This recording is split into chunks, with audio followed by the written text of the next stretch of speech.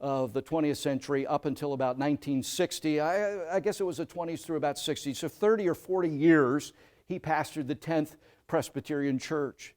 In 1944, he lost his wife Ruth to cancer. And it was a very difficult time for him. It was a time in which he was just trying to handle his own grief and make his own way through that valley.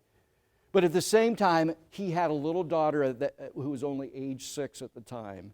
And so he even felt a greater burden to try how to explain death and comfort his daughter after losing his wife. One day they were in town and they'd come to a traffic stop, a 4-way traffic light, and while they were standing at the corner for the light to change so they could cross the road, a large truck came down the road, and when it did, it blocked out the sun and cast a shadow on his daughter and himself standing on the corner.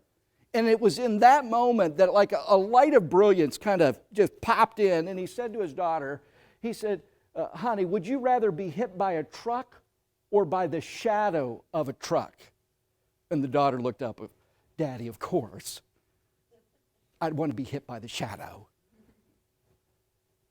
And then he said, when death took your mother, she was only hit by the shadow of death, because the truck hit Jesus instead.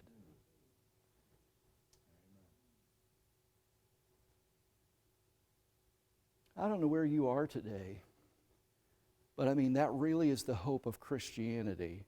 Christianity isn't just about being a good person and, smiling on Sundays and building buildings. And, Christianity is offering hope from how to get from this life into the next one safely. And the Bible teaches that Jesus was struck for all of our iniquities or sins. The truck hit him for all the wrongs you did. But that's not even the best part of the story, because 3 days later, that man walked out of the grave. And it's through the power of his resurrection that we also are delivered from death. And so when death hits a believer, it's only a shadow. It is not the truck. And Jesus made it all possible. Friend, that's the gospel. And I don't know where